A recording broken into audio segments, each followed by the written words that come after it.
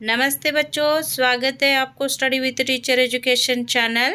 मैं हूँ वीरश्री। आज आपको लेकर आ रही हूँ तृतीय भाषा हिंदी में 8वीं कक्षा के दूसरा पाठ है मिर्च मसाला। इस पाठ के प्रश्नोत्तरों को इस विडियो में देख लेंगे। ಹಾಗಾದರೆ ಮಕ್ಕಳೇ, ಈ ವಿಡಿಯೋದಲ್ಲಿ ನಾವು ನೋಡ್ತಾ ಇದ್ದೀವಿ ಮಿರ್ಚ್ ಮಸಾಲ ಅನ್ನುವ ಹಿಂದಿ ಪಾಠದ ಪ್ರಶ್ನೋತ್ತರಗಳನ್ನು। ತಾವು ಹೊಸಬರಾಗಿದ್ದರೆ ಈ ಚಾನಲನ್ನು ಸಬ್ಸ್ಕ್ರೈಬ್ ಮಾಡಿ ಮತ್ತು ನಿಮ್ಮ ಎಲ್ಲ ಸ್ನೇಹಿತರಿಗೂ ಶೇರ್ ಮಾಡಿ, ಯಾಕಂದರೆ ಅವರು ಪ್ರಶ್ನೋತ್ತರಗಳನ್ನು ನೋಡಲಿ। ಹಾಗಾದರೆ प्रश्नोत्तरಗಳನ್ನು ನೋಡೋಣವಾ।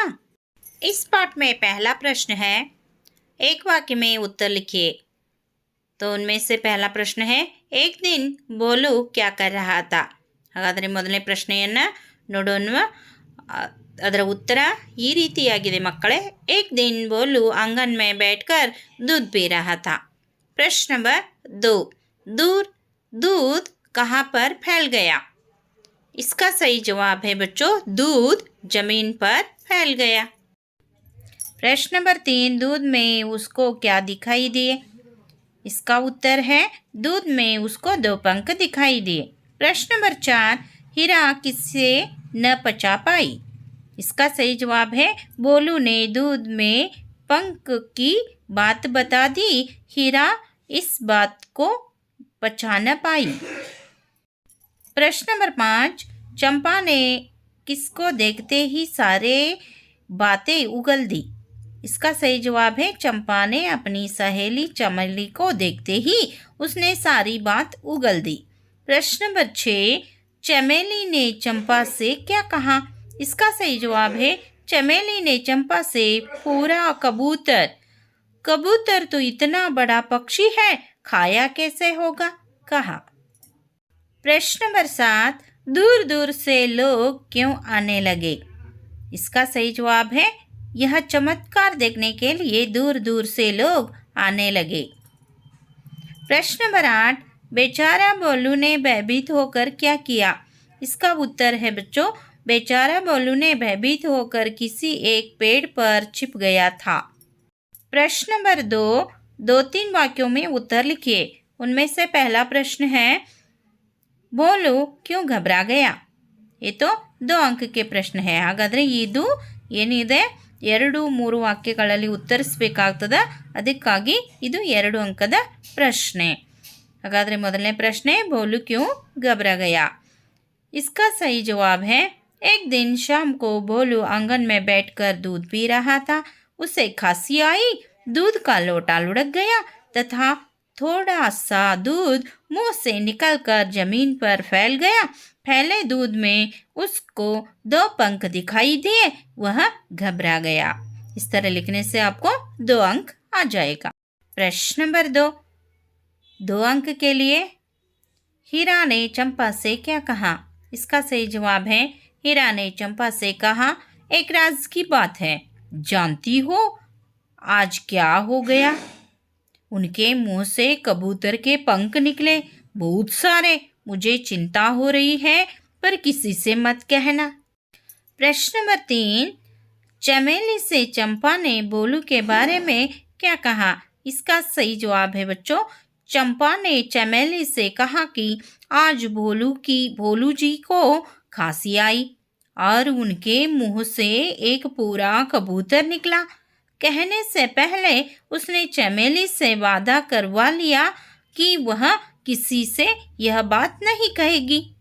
प्रश्न नंबर 4, शाम तक गांव में कौन सी खबर फैल गई।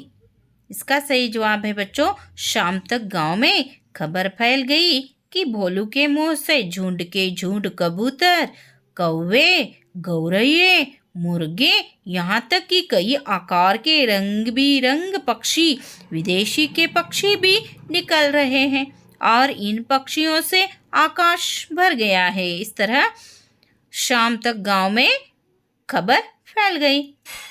नंबर 3, विलोम शब्द लिखिए। यहाँ पर कुछ उदाहरण दे चुके हैं, जमीन, आसमान। इस तरह इन उदाहरणों के अनुसार हमको क्या करना है, इन नीचे दिए गए शब्दों के विलोम शब्द लिखना है। ಹಾಗಾದರೆ ಕೆಳಗೆ ಕೊಟ್ಟಿರ್ತಕ್ಕಂಥ ಕೆಲವೊಂದಿಷ್ಟು ವಿರುದ್ಧಾರ್ಥಕ ಪದಗಳನ್ನು ನಾವು ಬರಿಬೇಕಾಗ್ತದೆ. ಮೊದಲನೇ ವಿರುದ್ಧಾರ್ಥಕ ಪದ ಜಾನಾ आना, दूसरा बहुत कम, और तीसरा विश्वास अविश्वास, चौथा बड़ा छोटा. प्रश्न नंबर 5 गांव शहर, 6 विदेश देश. इस तरह आपको क्या करना है, लिखना. प्रश्न नंबर 4 अन्य वचन रूप लिखिए. जिस तरह हम पिछले प्रश्न में विलोम शब्द लिखे थे उसी तरह उदाहरण के अनुसार हमको क्या करना है, अन्य वचन, एक वचन हो तो बहुवचन, बहुवचन हो तो एक वचन लिखना है. तो दिन दिन यहाँ पर उदाहरण दे चुके हैं. तो पंख पंख, घर घर, पेट पेट, लोग लोग, कबूतर कबूतर, पक्षी पक्षियाँ, पेट पेट, गांव गांव. इस तरह आपको क्या करना है, लिखना है. और कुछ उदाहरण दे चुके हैं बच्चों. कौवा कौवे, इस तरह जैसे गौरैया गौरैये, मुर्गा मुर्गे, बेचारा बेचारे, वादा वादे. प्रश्न नंबर 5 रिक्त स्थान की पूर्ति कीजिए. यहाँ पर ಇಲ್ಲೇನಾಗಿದೆ, ಕೆಲವೊಂದಿಷ್ಟು ಶಬ್ದಗಳನ್ನು ಬಿಡಲಾಗಿದೆ ವಾಕ್ಯದಲ್ಲಿ, ಅವುಗಳನ್ನು ಪೂರ್ತಿ ಮಾಡ್ರಿ ಅಂತ ಹೇಳಲಾಗಿದೆ. प्रश्न नंबर 1 भोलू ने अपनी पत्नी से कहा. पत्नी का नाम हीरा. भोलू ने अपनी पत्नी से हीरा से कहा. प्रश्न नंबर 2 भोलू ने डैश में पंख की बात बता दी. भोलू ने दूध में पंख की बात बता दी. प्रश्न नंबर 3 हीरा का पेट डैश लगा. प्रश्न नंबर 3 का जवाब है हीरा का पेट फूलने लगा. प्रश्न नंबर 4 लोग बात का डैश बना देंगे, बतंगड़ बना देंगे. प्रश्न नंबर 5 चंपा ने अपनी सहेली डैश से सारी बात उगल दी, चमेली से उगल दी. प्रश्न नंबर 6 गांव में खबर फैल गई कि पक्षियों से डैश भर गया, आकाश भर गया. इस तरह आपको लिखना है. प्रश्न नंबर 6 ಹಾಗಾದರೆ ಇಲ್ಲಿ 6ನೇ ಪ್ರಶ್ನೆ ಏನಿದೆ, ಇನ್ ಪಕ್ಷಿಯೋಂ ಕೆ ನಾಮ್ ಕನ್ನಡ ಅಥವಾ ಅಂಗ್ರೇಜಿ ಮೇ ಲಿಖಿಯೇ. ಹಾಗಾದರೆ ಈ ಪ್ರಶ್ನೆಗಳ ಈ ಒಂದು ಪಕ್ಷಿಗಳ ಹೆಸರನ್ನು ಕೊಡಲಾಗಿದೆ, ಅದರ ಒಂದು ಅರ್ಥವನ್ನು ಯಾವ ಭಾಷೆಯಲ್ಲಿ ಬರಿಬೇಕಾಗಿದೆ, ಕನ್ನಡ ಮತ್ತು ಇಂಗ್ಲೀಷ್ನಲ್ಲಿ ಬರಿಬೇಕಾಗಿದೆ. ಅಥವಾ ಅಂತ ಹೇಳಿದರೆ ನಾವು ಎರಡೂಗಳನ್ನು ನೋಡೋಣ.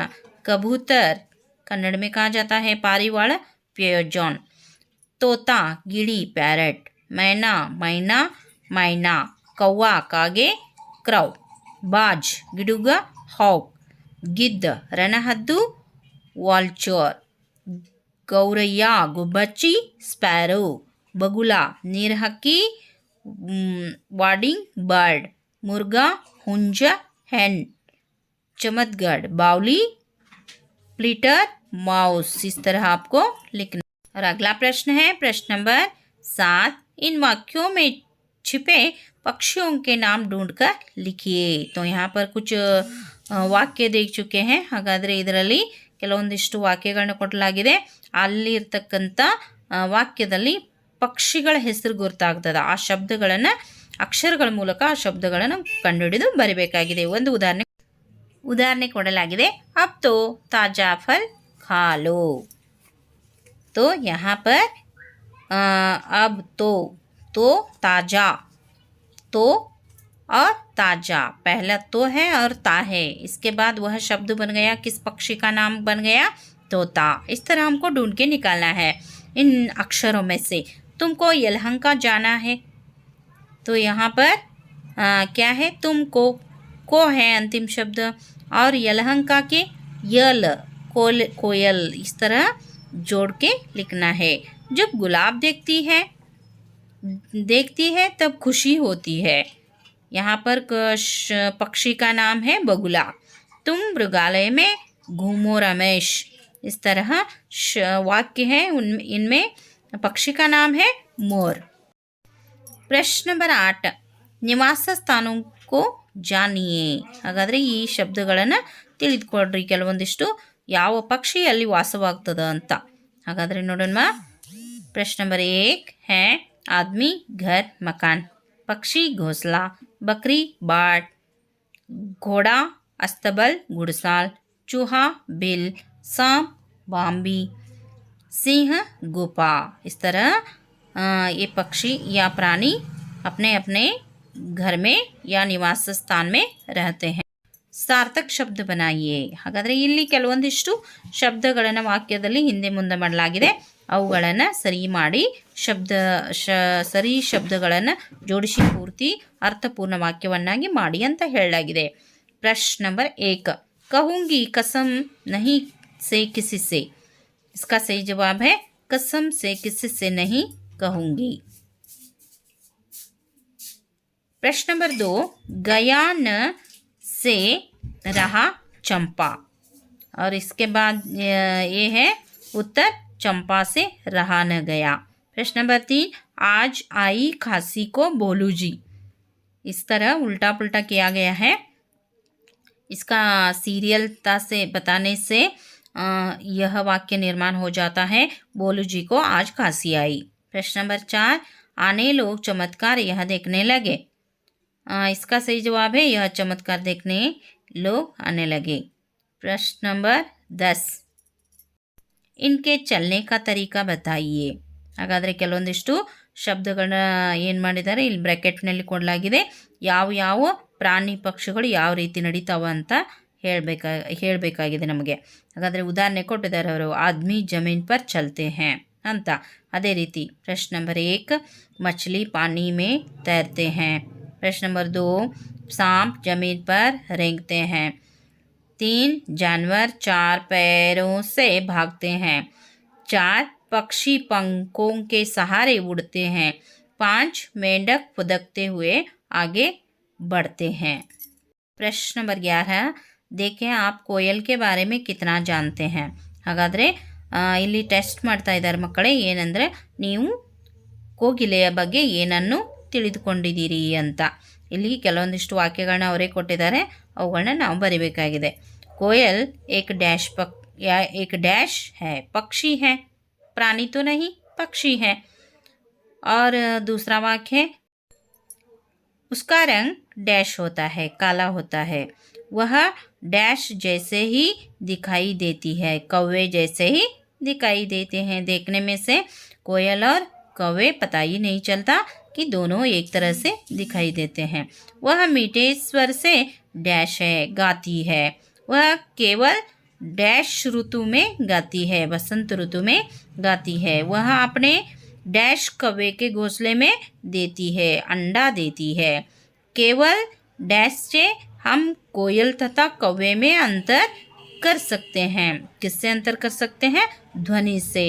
इस तरह कोयल का तो मधुर स्वर होता है और कौवे का तो कर्कश स्वर होता है। इससे हमको पता चलता है कि कौन कौवा है और कौन कोयल है। इस तरह बता सकते हैं। ये तो अभी तक हमने बच्चों मिर्च मसाला पाठ के प्रश्नोत्तरों को देख चुके हैं। अगले वीडियो में हम फिर मिलेंगे, तभी तक धन्यवाद, शुभकामनाएं।